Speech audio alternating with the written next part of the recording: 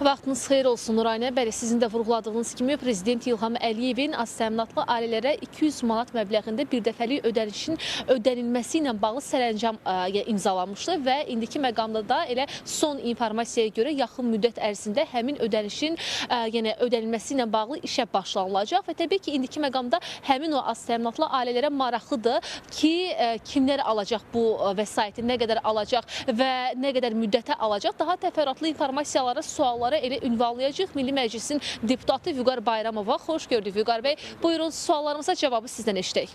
Hər vaxtınız xeyir. Qeyd etdiyiniz kimi artıq sərəncam Cənab Prezident tərəfindən imzalanıb. O demək ki, ödənişlərin həyata keçirilməsi ilə bağlı proses başlayıb və gözlənir ki, yaxın günlərdə artıq ödənişlərin verilməsinə başlanılacaq. Söhbət 200 manatlıq bir dəfəlik yardımdan gedir və Cənab Prezidentin imzaladığı sərəncamda qeyd olunduğu kimi aztəminatlı ailələrə məhz həmin yardım xüsusən də 31 dekabr Dünya Azərbaycanlıların Həmrəylik Günü münasibəti ilə ödəniləcək. Bu zaman kimlər ala biləcək? Hazırda ünvanlı sosial yardım proqramı çərçivəsində dövlət büdcəsindən yardım alan vətəndaşlarımız həmin 200 manat yardımı almaq hüququna malikdirlər. Söhbət 76 min ailədən gedir. Bu eyni zamanda o anlama gəlir ki, 335 mindən artıq ailə üzvü məhz sözgedən sərəncam vasitəsilə faydalana biləcəklər.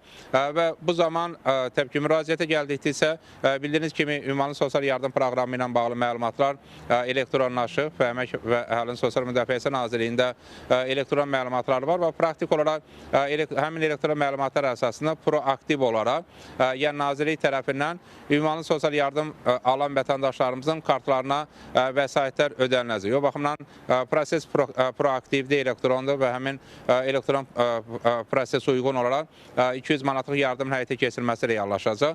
Bunun üçün ayrıca bir kartaya ehtiyac yoxdur. Ünvanlı sosial yardım proqramı çərçivəsində artıq vətəndaşlarımızda olan kart vasitəsinin ödənişin edilməsi mümkün olacaq.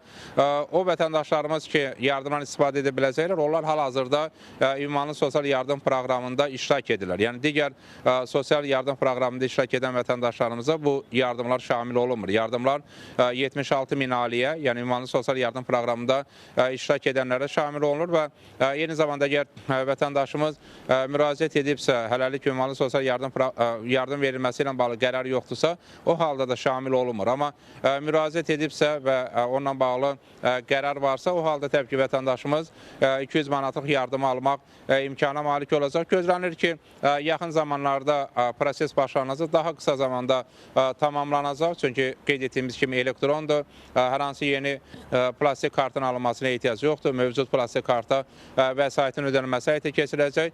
Təbii ki, məqsəd aztəminatlı ailələrin sosial təminatını daha da yaxşılaşdırması və bu istiqamətdə dövlət dəstəyinin gücləndirilməsidir. O baxımdan sosial addımdır. Bir daha bu təsdiq edir ki, Cənab Prezidentin rəhbəri ilə həyata keçirilən siyasətin ana xəttində vətəndaşlarımızın sosial təminatının daha da gücləndirilməsi durur və biz təbii ki, növbəti illərdə də, xüsusən 2026-cı ildə də sosial təminat tədbirlərinin daha da genişlənməsini müşahidə edəcəyik. Təşəkkür edirəm ətraflı informasiyaları biz və tamaşaçılarımızla paylaşdığınız üçün. Bir daha xatırladım ki, Prezident İlham Əliyev aztəminatlı ailələrə 200 manat məbləğində birdəfəlik ödənişin edilməsi ilə bağlı sərəncam imzalayıb. Yaxın günlərdə də elə bu sərəncamın icrasına başlanılacaq və elə prosesin də elektron formada olduğunu öyrəndik. Vüqar Bayramov bu barədə detalları açıqladı. Çatdıra biləcəklərimiz bu qədərdir. Söz yenidən sizədir.